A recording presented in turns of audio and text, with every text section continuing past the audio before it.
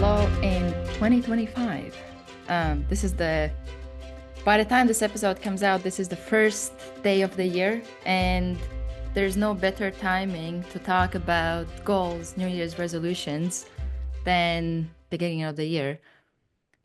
But in this episode, we will talk not only about how to do things right, but also why in some ways what you have been doing haven't been working and how to improve or what and also we will explain to you like 5 steps to make this year different so that you can avoid that circle or being in that loop of setting resolutions, and then by the time that the new year's come, you look back and most of the stuff is just piece on the paper. It hasn't become reality. So Yeah, that's the topic of the episode. great. Yeah, and so stay tuned because near the end, we're gonna talk about 5 ways that you can crush your goals in 2025. And I'd be curious if anybody has any comments on things that they think might have held them back in the past. So I'm gonna talk about some things that I see, not only in the new year, but as a life strategist who helps clients all over the world step into their most magnetic lives and businesses. So reasons that the new year, new you, everybody starts in the new year full of ambition and wanting to become their best self, and then become disappointed or try the same thing over and over and over and still feel stuck, frustrated, misunderstood, or like something is missing and they don't know what it is. Those are things that clients, especially men, describe to me over and over and over. So let's look at some of the reasons why. So one of them is that they might be not specific enough with the goals. Like, I want my business to be super successful, or I want to get healthy. Those are huge goals that aren't really broken down into action steps. So we want to be specific with our goals, but also specific about why those goals are important to us. So I want to lose some weight and improve my eating. Why? Because you feel ashamed, or because you love the feeling of looking fabulous in your clothes and you love having tons of energy to spend on your business and your family and your own personal hobbies. And because you want to live a long, vital life with great mobility, or because you want to be able to skydive this year or whatever. So it's being specific with your goals and also specific why you want them. So a lot of people aren't specific enough with that, or they create unrealistic goals. Now, I actually really like working with people with unrealistic goals. I love unrealistic goals, but for most people, if they're not extremely skillful at change management and they're not doing the work on themselves, it's hard to go from zero to hero, especially if you haven't done some work on your authentic alignment and your confidence and your clarity and your trauma. It might be trying to go from zero to hero, or they might be like, oh, in 1 year, I want to run a marathon, make $5 million in my business, and find and marry my soulmate. And it's just like, your conditioned self is like, I can't, that's too big of a leap. But again, I'm also somebody who loves big goals, and I love working with people with crazy, unrealistic goals, and I can help deliver them. But if you are not an expert in that area and it's not something you've done before, you might be setting yourself up for failure. So the other thing, again, is the energy behind the change. Are you wanting to make this change, like I touched on, because it's going to lead to something awesome, or because you're sick and tired of your own shit?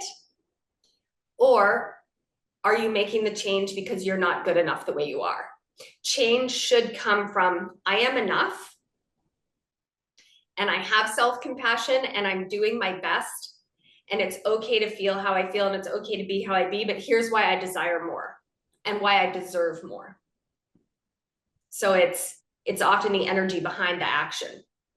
Another reason that goals fail is that people haven't necessarily, leading back to our Magnetic Masculinity Blueprint, People haven't been very effective leaders for their table of consciousness. What I mean by that is you have parts of you that are like, I want to make $1 million this year.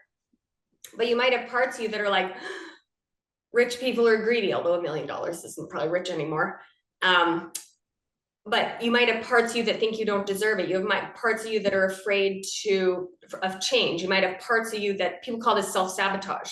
What it is it's misalignment of your board members at the table of your consciousness. Or like, say, for instance, say you're taking that whole team of your personality parts on a rafting journey. And 3 of you are rafting towards, here's where we're going, here's our destination. 2 of them are just like, la, la, la. And 5 of them are in the back of the raft, paddling as hard as they can in the other direction, because they're like, no, I'm afraid to change. Your conditioned self doesn't want to change. Your conditioned self wants to stay the same. Your conditioned parts, your protector personality parts might want you to stay small. They might be afraid of vulnerability. They might be afraid of growth. They might be afraid of wealth. You might have underlying beliefs subconsciously that are blocking you. So again, if 90 to 95% of your perceptual awareness are subconscious beliefs, programs, and automatic behaviors, most of which that was programmed before the age of 7, it's like trying to make change with 5 or 10% of the organization aware of and on board with the change. It's really hard to do that. Okay, so that's a big one. It might be that you think you want something, but parts of you are just not there yet. Or you need to address their fears and address their perspective before they're willing to go along for the ride, and they'll stop paddling in the opposite direction. So it might be that a lot of this, you might have too much subconscious programming. Another reason that I see a lot is that people give up when they fail instead of expecting a lot of failure. So when I try something new, like how many times did we do things in this podcast where you're like, oh, that we didn't know how to title things properly. Oh, we recorded it wrong. Oh, somebody told me my face looked stupid because I never smiled, or whatever it is, right? We failed a lot of times, and every failure is one step closer to success and clarity. What we fail at informs us. So it's always expansion, expansion, expansion, right? It's making that failure evidence of bravery and growth instead of making that failure or that discomfort mean that we don't deserve it or we're not good enough or we should quit. Or like that metaphor that I use constantly in this podcast, it's like lifting a weight, going to the gym, lifting a weight, and as soon as that bicep muscle gets uncomfortable, you go, oh gosh, this is uncomfortable, I'm out. You're never gonna get a bigger bicep muscle. And then the final thing that is a big one that I see is leading back to our Magnetic Masculinity Blueprint metaphor, which for people that aren't familiar with it, go back and listen. It's just a framework that I've created over the years that helps men more quickly be able to diagnose and repair when something is wrong in their vehicle of consciousness, which I will explain in one of those episodes. Austra can link those in show notes, link to one of those episodes. But basically, imagine if your car, every time something went wrong with it, you took it to Jiffy Lube for an oil change. Does that make sense? No.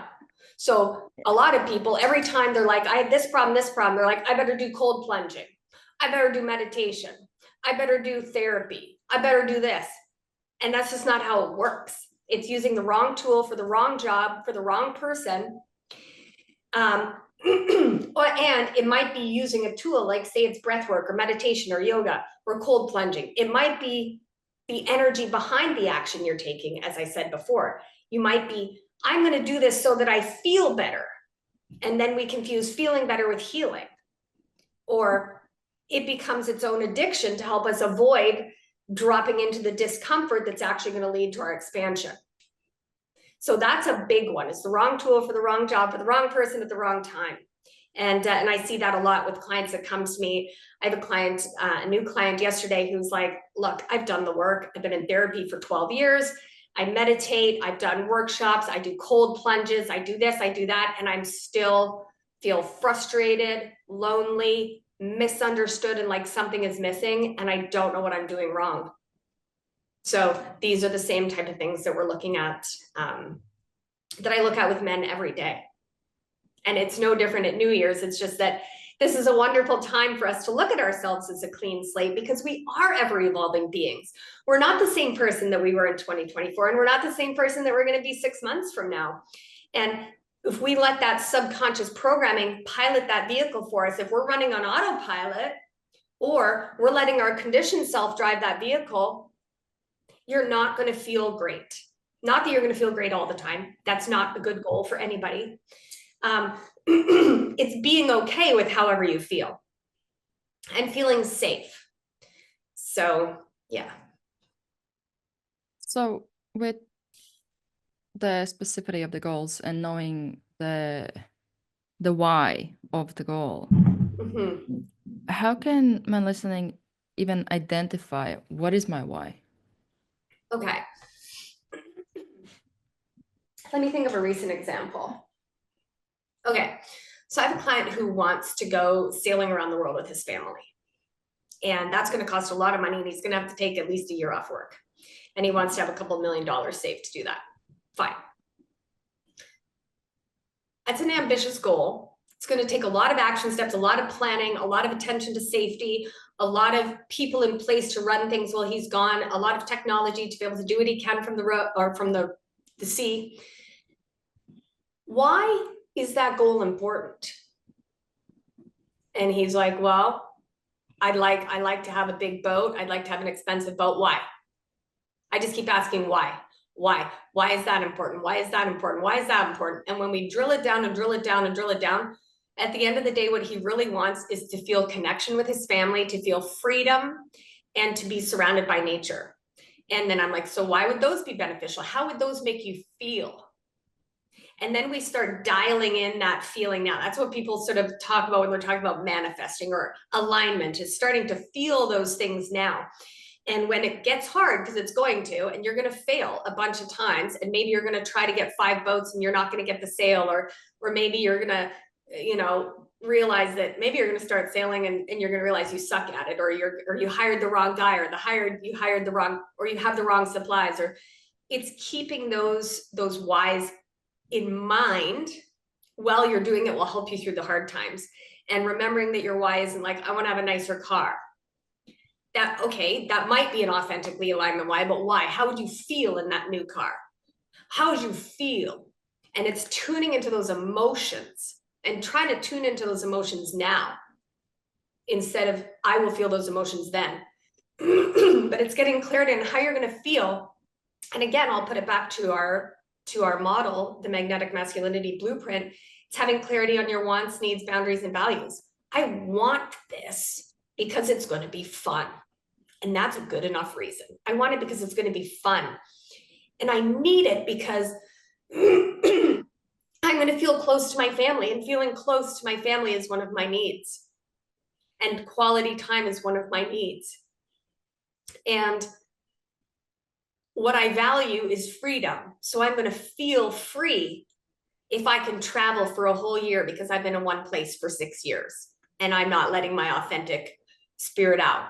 So it's getting real clarity on that. And that's going to help you navigate the harder times, because you're going to get up every day and remember your why. Like, I have spent tens and tens of thousands of dollars trying things online that didn't work, and trying to start programs that failed, and hiring people that either didn't deliver or so I keep in mind, and you know this from working with me, I encourage this and apply to my life. I'm like, I keep in mind, I want to help at least 1 million men. I want to help humanity heal out of the emotional dark ages. I feel so fulfilled when somebody else says that changed my life. And I know that their life being changed is going to change a lot of people who I never even know and I don't even need credit from. But I feel good knowing that that trickle effect is going to happen. I feel good knowing that maybe one less person out there doesn't have to feel alone and doesn't have to feel misunderstood and feel blamed and feel like women are against them. That's why I am willing to go through all the months where I'm like, I'm spending more than I'm making, or that's why I'm willing to go through that, because I keep my why in mind. And I find other ways in my life that my needs are really being met and that I'm being fulfilled and that I'm in authentic alignment. Yeah. Does that answer your question? I have a follow-up question here with that good feeling. What if that feeling feels too far-fetched and it's easier to go into that negative feeling of, I just want to lose weight because I hate my body. Yeah. Or I hate the way I feel. Because Okay. that's something that I think like within this kind of the thought there that I have is that the negative is what a lot of times that the goal comes from that negative, and negative is what gets reinforced every day when you face that reality that you might not like. So Yeah. how can men listening connect with that positive where it actually feels like, oh, it's not too far-fetched? Yeah. So instead of calling it far-fetched, just in order for the mind to digest it more easily, let's call it unfamiliar. Okay. So that just feels more attainable in the body. So let's say you want to lose weight because you hate the way you look and you hate being fat. I've been fat. I get it. It sucks. It's not my favorite. I didn't like the way my clothes looked. So you can focus on your pain points. And I think you should acknowledge your pain points. I don't like the way I feel. I'm not as attractive to the opposite sex, and pretending different is delusional. If I was really overweight and I didn't take care of myself and I didn't like myself as much as I do, and I didn't, and I don't try to look nice because I feel not good enough. For me, it's just an expression of my self-acceptance and my confidence, not the other way, which is how I used to be. Would I probably have attracted my husband who's amazing and younger than me and gorgeous? And no, probably not. So that's just being realistic. People should love me for who I am inside. Yes, they should. And, so you can turn that into, you can flip those from, I don't like the way I feel in my clothes. Okay. So you and I have both been overweight at some point in our life. So then let's use our example for men. So if you feel uncomfortable in your clothes and you don't like the way clothes look on you, could you imagine how cool it would feel to feel amazing in your clothes and walk into a store and just be like, I like that. And I don't have to think, is it going to fit my body? Can you imagine that would feel great? There you go. So it's not denying, or look at how your face lit up, right? So it's not about denying where we are. Pain points are valid. Like, yeah, I'm sick and tired. I am fed up with choosing food over whatever. I want more energy, or I'm sick of being tired all the time. I hate the way I look. Those are fine. That's okay. But if we want those habits and patterns to change permanently, I prefer to also do the internal emotional work, or the parts work. And instead of looking at the part of you that binge eats as the problem and being like, I'm stupid, I shouldn't eat so much, I'm going to stop that. What we're doing is we're telling that part, you're out of here, right? And that's not the goal. If people refer back to our earlier episodes, it's looking at that part of you and saying, thank you for trying to help me avoid relationships. Thank you for trying to help me get dopamine and serotonin and norepinephrine and feel good when I feel so lonely and depressed. Thank you to that part of you that overeats. Thank you to that part of you for trying to find some way to cope with the pain. And then leaning into that compassion and saying, hey, we're going to try it differently, but we're in this together and we got this because we deserve this. Do you see how different that energy is than I'm disgusting? I need to change. I shouldn't be overeating. I'm such a pig. It's approaching it with self-compassion and acknowledging where you're at, and then thinking, imagining, what might it feel like to walk into a room and just feel good in your own body? What would it feel like to be healthy well into your 80s? What would it feel like to never have to worry about if you're taking up too much seat on the airplane? I don't know. One of my clients told me that really bothers him when he travels. How would that feel? And how would you feel about yourself? And let's start finding ways now that we can find that self-love and that self-compassion and that self-approval. Instead of making your weight loss a condition on it, let's make your weight loss a result of it. Even if that means taking baby steps. We're not going to go from 0 to hero. We're not going to go from I hate myself to I'm amazing. But we're going to start to shift that perspective over time. And then we're going to want to make different choices. And we're going to fail a bunch of times. I love taking people on a sacred weight loss journey. And a lot of men do struggle with it because it's very normalized to overeat in a lot of places in the world now. And it's a way to keep those emotional beach balls down. And it's a way to feel something. And it's also not only a way to feel good, it's a way to avoid the other feelings that come in that gut brain, that stomach area, that it can be also a way to protect us from emotional intimacy or physical intimacy. It can be a way to hide. And it can also be a straight up, hardcore, hard to battle valid addiction. Food scientists' jobs are to make sure that everything that goes in your mouth is as instantly pleasurable and completely addictive as it possibly can be. It's not your fault, but you can change it.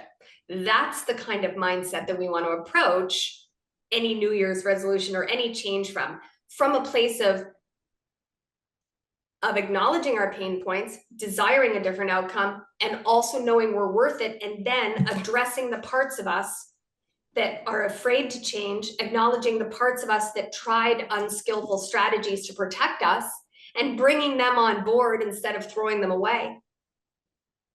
And being really, really kind to yourself and accepting that you're going to fail a ton. And that's okay. You mentioned the acknowledging pain points. What would be your suggestions in acknowledging them, or strategies to approach it where my listening can acknowledge them without being triggered or like shutting down? Well, or dealing with being triggered. We have lots of episodes on that. So I would refer back to our episode on being triggered, or you could take a course, or you could book a free strategy session with me, or you could hire me as your coach, or another coach, or a therapist, or a psychologist. Because that is definitely a skill that is really helpful when we're stepping into our most magnetic self, and when men are trying to become in that authentic alignment and skillfully piloting that vehicle of consciousness in their most magnetic masculinity and full expression.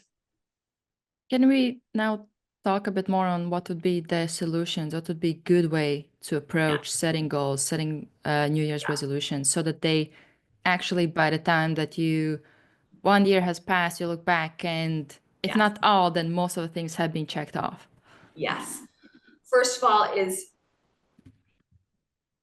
tie your goals to the meaning. Again, getting that clarity on why, what it's going to mean for you, how you're going to feel, and why it's important to you. And not, well, I should, because everybody tells me I should. I had another client yesterday who's like, well, I should do this in my business. I should do that with my company. I should sell this company. I should get in shape. I should. And I was just like, can I stop you right here? I'm like, your goals sound so uninspiring to me. No wonder you've been failing to achieve them. So it's not an I should, it's a my soul, my authentic self wants this. Here's why. Here's what it's going to mean for me and my family. Here's how it's going to help humanity. You know, the more healthy I am, the more time I can spend with my family. The better my business is, the more I can provide for my children's education. Whatever it is, whether it's a self-centered motivation or a motivation for others, you know, even I want the most successful company in the world. Great, then you're going to be hiring a lot of people. So you're going to be of service. So it's tying it also into how that's going to help other people, how it's going to benefit. So that's really the top one. The other one is find a way to address any parts of you that are in resistance to that goal, or deal with any unhealed trauma or unchallenged beliefs that are going to prevent you from achieving that goal. Because it's a lot easier to achieve a goal if all of our parts are on board, instead, like I said earlier, instead of 5 paddling in one direction and 5 paddling in the other direction. It's more helpful, and goals are a lot easier to achieve when all of our internal parts are on board with the change. Start small and specific. I have experienced a massive change in the last 5 years, but I did it one change at a time. That's like habit stacking, behavior stacking. So you make a conscious choice, you figure out where you want to be, we break it down into little areas and action steps, and then we install that new software one by one until each one of those things runs as part of that 95% subconscious programming. We want you to reprogram that vehicle of consciousness. We want you to reprogram the supercomputer in that vehicle of consciousness. So do one thing and until that becomes natural habit. Okay, I'm going to start drinking more water. Great. In a month from now, you're going to be drinking more water and it's not going to be hard anymore. Then you're going to add this thing. Then you're going to take this thing away. So it's not doing too much at once. And it's doing each thing until it's effortless, then stacking those on top of each other. And, in 1 to 2 years, everything can be completely different. Whereas a lot of people stay stuck in certain patterns for decades. But if we start small and specific and, instead of like, I'm going to get fit, it's I'm going to walk for 15 minutes a day. And someday you're going to go, you know what? I want to walk for 30 minutes a day. And I'm going to walk for 15 minutes a day, and then I'm going to drink a full glass of water. And that might be it for 2 weeks or a month. It depends how long I work with somebody and how huge their goals are. We break them down until that is effortless. So that in a year or two, they're completely a different person. And it's as effortless as being your old self was. The other thing is using accountability. So having accountability systems, whether that be a coach, a therapist, a friend, a support group, or habit trackers on your phone. And in addition to that, one of the most important things is celebrating everything, including your failures, right? Every failure is evidence of bravery. Every failure is evidence of effort. And cheer yourself on. We don't want the inner critic driving our change, going, come on, you have to do this. You're such a loser. Why are you so fat? Why are you so dumb? Whatever. We want to promote that inner critic to an inner coach, which we did an episode about. And we want them to cheer us on. We want to celebrate, hey, I wanted to have 7 beers today and I only had 4. I'm amazing. Crushed it. You don't win a marathon, as you would know, by jumping to the end. You do it one step at a time, one step at a time, one step at a time. And it would be a lot more fun and fulfilling if you're like, you got this, come on, let's go. I got you. It's okay to make mistakes. Instead of sort of replaying whatever narrative we experienced in childhood, whether it was being shamed or judged or put down or boss up, you little sissy, or whatever it is. It's anticipating those setbacks, celebrating your successes, celebrating your failures, cheering yourself on, having an accountability system, remembering your why, and expecting your conditioned self to sometimes come in and try to put you back in your old,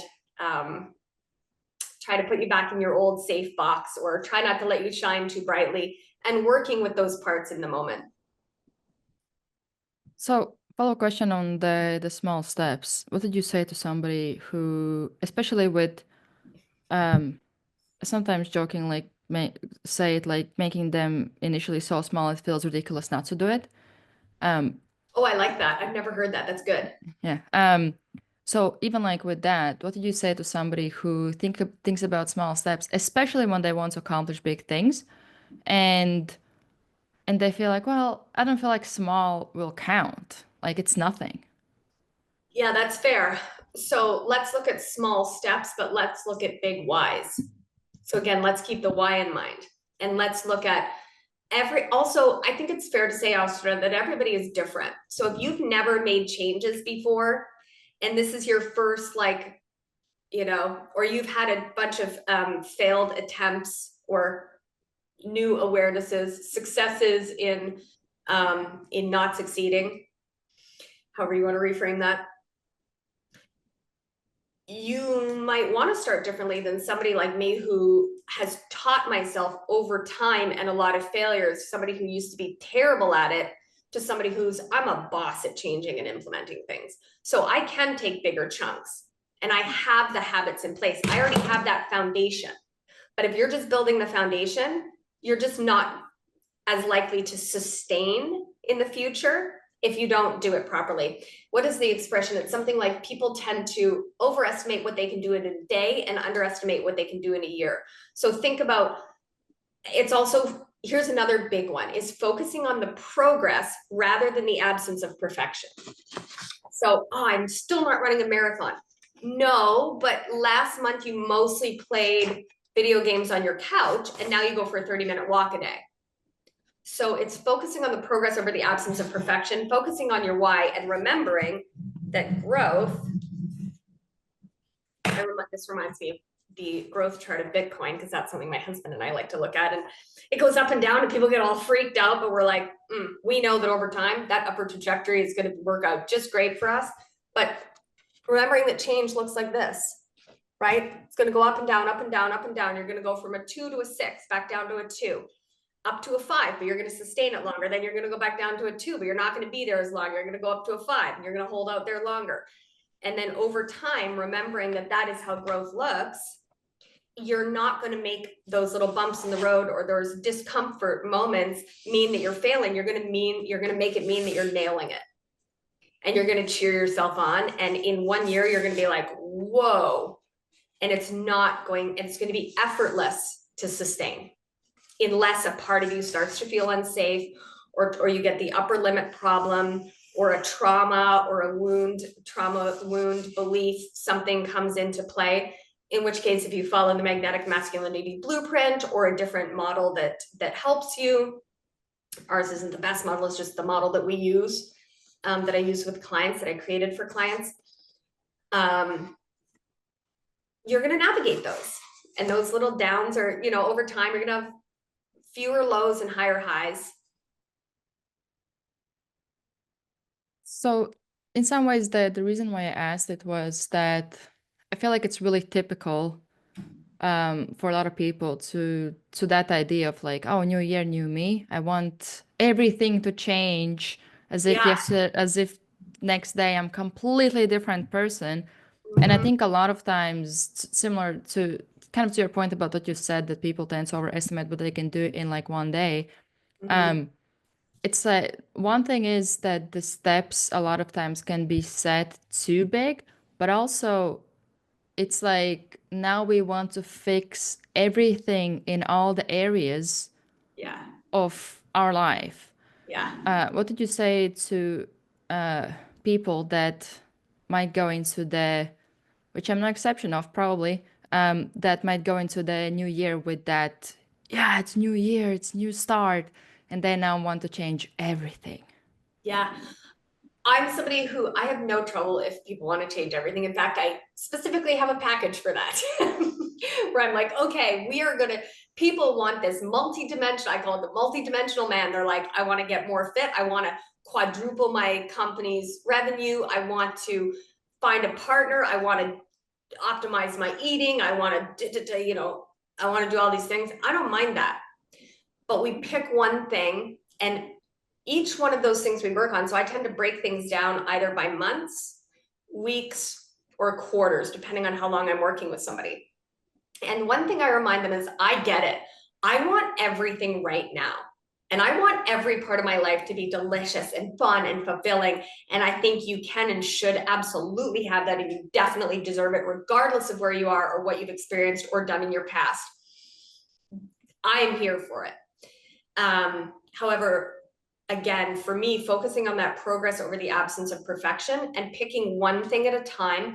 And then what I've noticed over the years in my own life, as well as with clients all over the world, is that one area of your life does sometimes bleed into other areas of your life. You have more discipline with your nutrition, you have more discipline at work.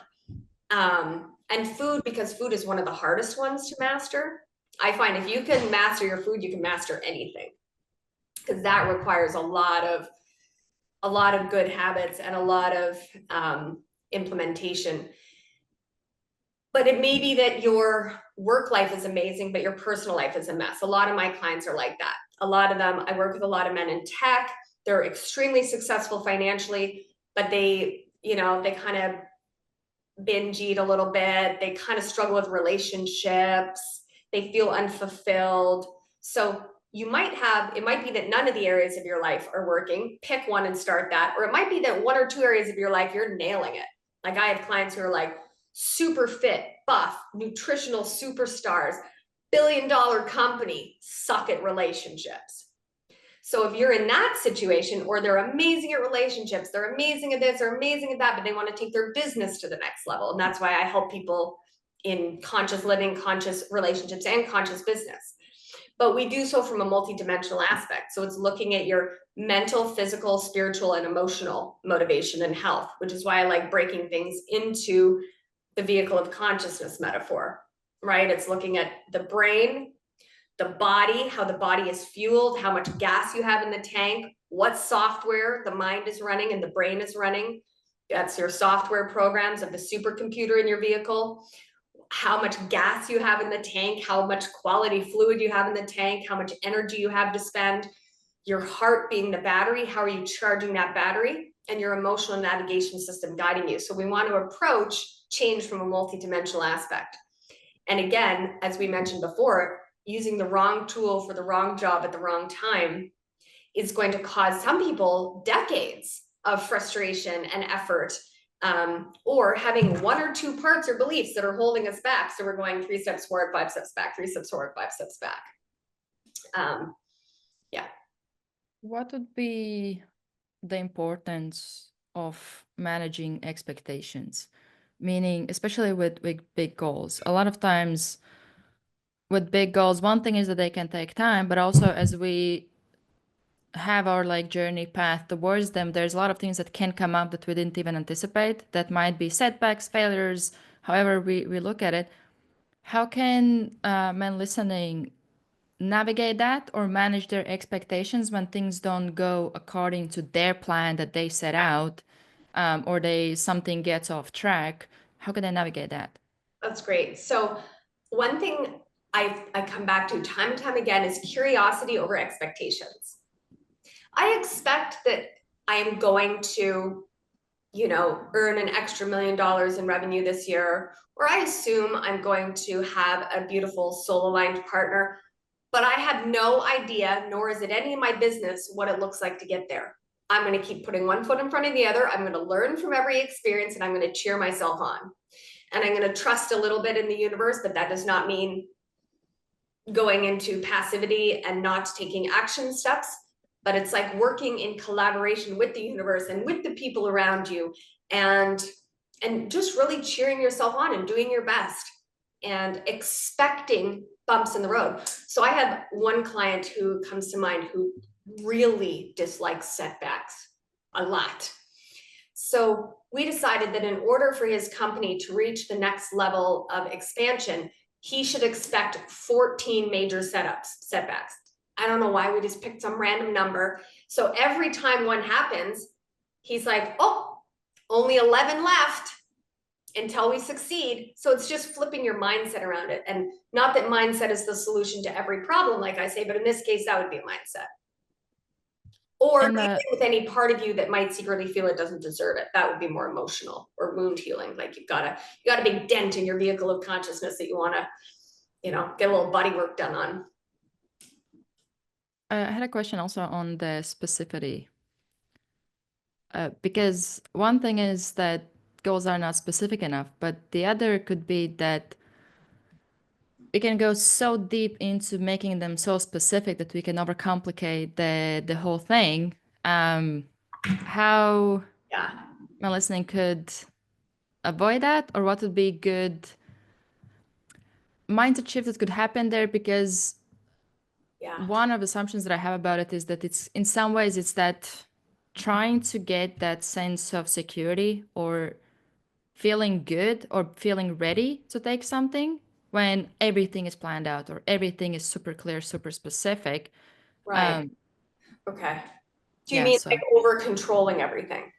over controlling, over complicating everything, where it's instead of, okay, these are the goals, it's like this is the goal, and then there's like like everything becomes so complex that in some ways you can end up getting lost in it.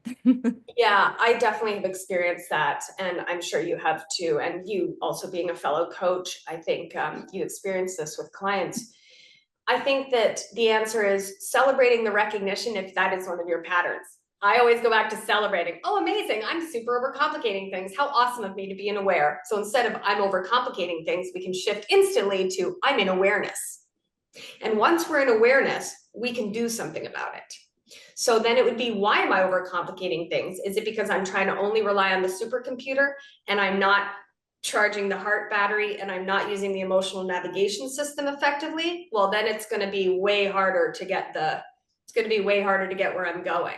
So then it's maybe an invitation to dropping back into your body, making sure that you're taking self-care, making sure that you're not over cerebral, which I can absolutely get to. And that could be through dance, through somatic exercises, through sexual or physical touch, through consciously, through not just numbing out, but consciously. Taking some time to reflect, going and doing an activity you enjoy, or leaning back on your whys. Why am I doing this? And then tuning into those feelings again. And why am I overcomplicating things? So sometimes maybe it's an invitation that we have work to do on hyper controlling everything, or that because then what we would be dealing with is a core feeling of unsafety. So then I would address that mental. When I was diagnosing and helping them repair, I would diagnose the cause of that mental as an emotional unsafety, or in New Ageism, they would call it like a destabilized root chakra. You're not stable, you're feeling unsafe, so you're taking action. It's the energy behind the action at that point, and it's causing your brain to overthink because you don't feel safe. You can't relax into your body and let your intuition come in through that heart battery and inform your decisions, which is so much easier than overthinking. Everything I can say from experience. And one of the last questions that I have is about reviewing the goals, or the importance of, or maybe not just writing them down and then you put them in drawer and that's it. You just look at them by the time that it's the next end of this year. What would be good practices, or how not to forget them, how not to get distracted from them, and how to stay focused on them? Set reminders on your phone. Or my simple method that I give this to executives, I give this to like PhDs, that have systems and structures and tech and assistants, and I'm like, get some sticky notes. So I have sticky notes, places where I can see it. And if there's one specific goal I'm working on, or I'm trying to take myself less seriously, or I'm trying to stop being controlling things or whatever, I'll put that same sticky note in 10 places in my house. And then I'm forced to see it, which helps more quickly reprogram the software. And it helps it stay in my awareness, and my awareness is powerful. And then once I feel that thing is part of my subconscious software, I take one of those sticky notes and I put it in a book. And then I review that, and it's sort of like my software overview that I can review every 6 months, be like, oh, is this still installed? Is this still installed? Is this still installed? Oh, okay, no, I think I need to review that one. I think I've uninstalled that one, or maybe I want to uninstall that one.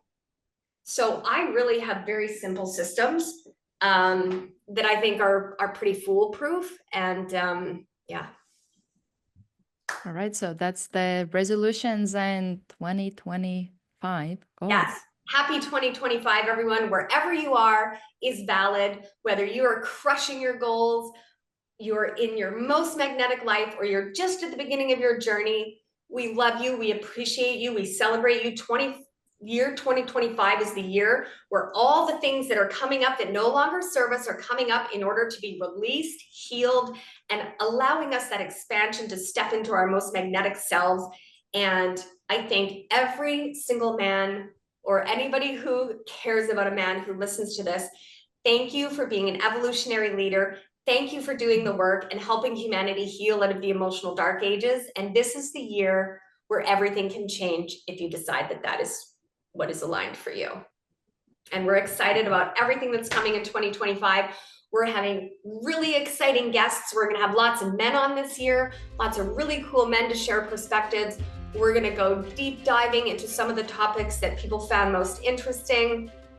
And yeah, we can't wait. So thank you, everyone, and much love.